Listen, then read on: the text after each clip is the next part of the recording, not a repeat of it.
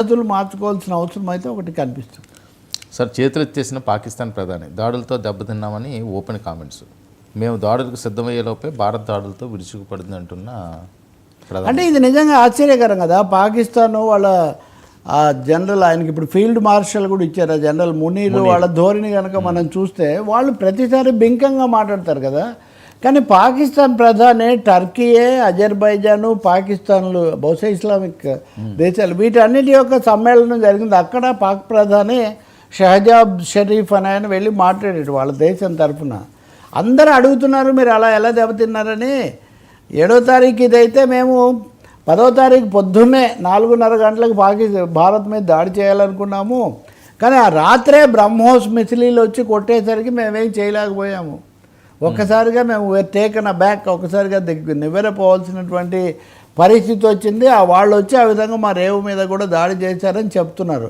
అంటే భారత్ ప్రయోగించిన బ్రహ్మోస్ అనేది మాకు దిమ్మ తిరిగేటట్టుగా చేసింది. దానికి అసలు సిద్ధంగా లేమంటే. దీనికి ఇంకోవైపున కనుక మీరు చూస్తే ఈ టెర్రరిస్టు పహల్గామ్ దానికి సూత్రధారిగా చెప్పబడేటటువంటి వ్యక్తి, అతనికి సన్మానం చేశారు పాకిస్తాన్లో.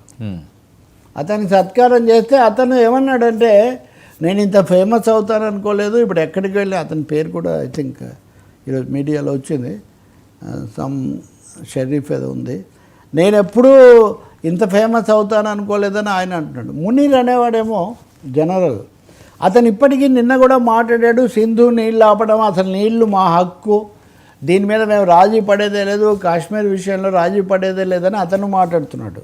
అంటే ఇప్పటికి కూడా చాలా స్పష్టంగా పాకిస్తాన్ ప్రధానమంత్రి మేము దెబ్బతినిపోయాము, ఊహించలేకపోయాము, ఎదుర్కోలేకపోయామని చెప్తున్నప్పటికీ కూడా రెచ్చగొట్టే మాటలు, అలాగే టెర్రరిస్టులకు రక్షణ కల్పించే చేతలు మటుకు పాకిస్తాన్ ఆపలేదు అనేది మనకు అర్థమవుతుంది. ఈ సమయంలో భారతదేశం ఎందుకు షరతు పెట్టలేకపోయింది టెర్రరిస్టులను మాకు అప్పగించడం అన్నది, కాల్పుల విరమణ చేసేటప్పుడు అన్న ప్రశ్న వచ్చింది. అదిగో అతనే పాకిస్తాన్ ప్రధానమంత్రి. ఎందుకు షరతు పెట్టలేదు? కనీసం ఏది చేసినా మన ఇద్దరం తగాద పడ్డాము, రాజీకి రావాలంటే కనీసం నువ్వు ఆ పెన్ను నాకు ఇవ్వాలి, లేకపోతే అంతకుముందు నా దగ్గర అని షరతు ఒకటి కూడా పెట్టలేదు మనము. ఆ మాట అంటేనేమో మేమేమీ అలా మధ్యవర్తిత్వం ఏం లేదు అని భారతదేశం చెప్పింది.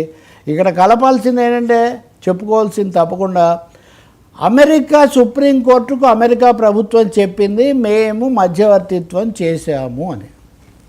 సుప్రీంకోర్టుకు ప్రభుత్వం చెప్పింది, ఇంకా ఏదో మీడియా కథనాలు లేకపోతే చెదురుమదురు వ్యాఖ్యలు కాదు.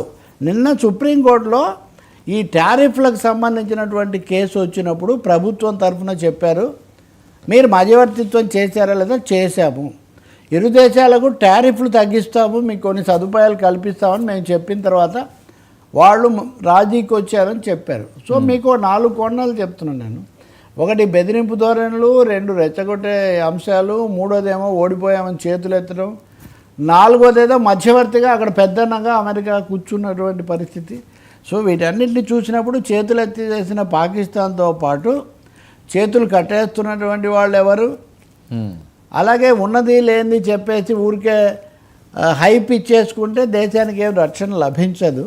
కాబట్టి నిజమైన రక్షణ కోసం మరింత సమగ్రంగా సమయమనంత వ్యవహరించాల్సిన అవసరం ఉంది. Thank you.